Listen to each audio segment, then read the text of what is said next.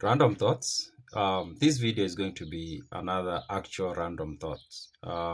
Most of the videos I do, of course, I say they are my random thoughts, but of course, I take a lot of content from texts that I read, and I prefer reading texts that are maybe from the colonial times or before colonial times. Now, I got a message or a comment from someone, and it was a very interesting comment, and it's a comment that I spent some time thinking about. Someone who asked me what thesis was I trying to build through the videos that I was uploading, and I found this to be very interesting, a very interesting question that somebody has asked me, and I don't think this is the first time I've seen such a concern from someone. I think I've read a few comments both on YouTube and TikTok where people would ask me, what is the academic goal of this? I answered, and then he went ahead to ask me whether these documents I was reading were peer reviewed um, and credible to give it even an academic thought. And I thought about it. Of course, I did answer him, but I thought about it some more. Of course, there are things that maybe don't come as obvious to some people, and I don't blame anyone actually, because I understand there's something called the curse of knowledge, and sometimes we tell people things and we assume we share the same backdrop, but then it turns out we don't share the same backdrop, and that often makes communication become strained and people don't understand where you're coming from or what you're trying to say. So I know I'm not going to blame anyone for thinking of my ideas in whatever way they think about them. But I need to point out that number one, I'm not an academic.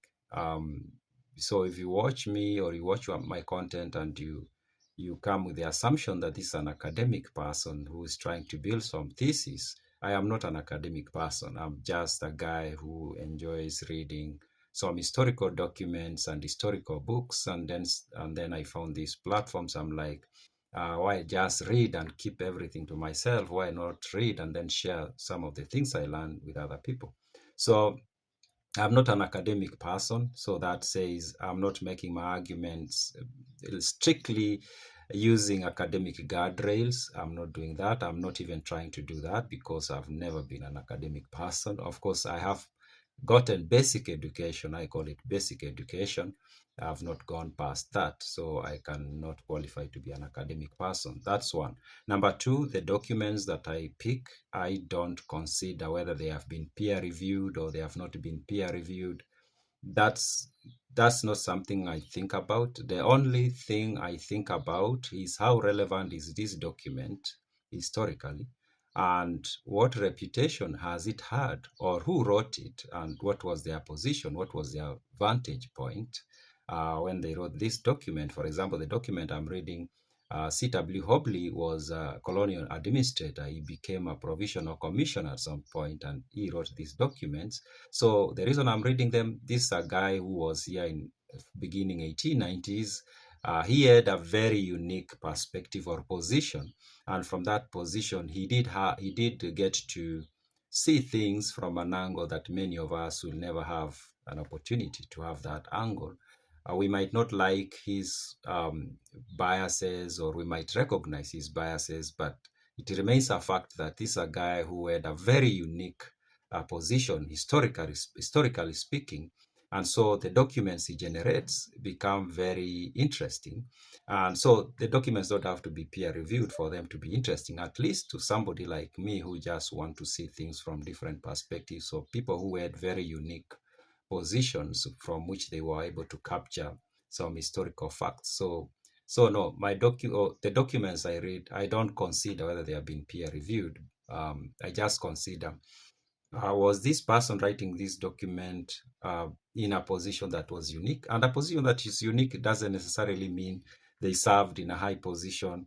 The more time passes, even somebody writing their own journal, their own diary, today you might be keeping a diary and it's not something important.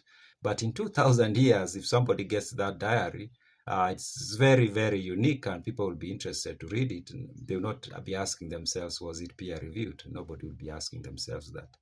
or very few. Of course, there are people who might ask that. Now, then me thinking about this comment, it also brought up something, and I was reading more from C. Obley's book, Bantu Beliefs and Magic.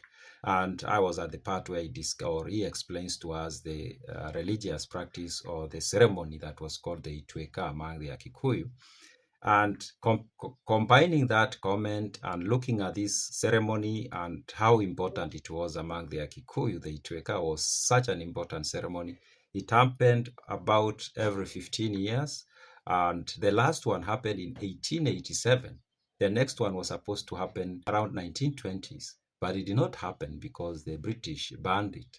And now the Itweka was like the highest meeting of the most senior elders of the community or of the nation. And this is where some of the most secretive knowledge was shared by the members. And so the last one happens in 1880s. It doesn't happen again. To date, it's never happened again. There are people who are like, oh, maybe it should happen now that we are independent and we have a constitution that recognizes culture. Unfortunately, I don't think it's going to be the same thing.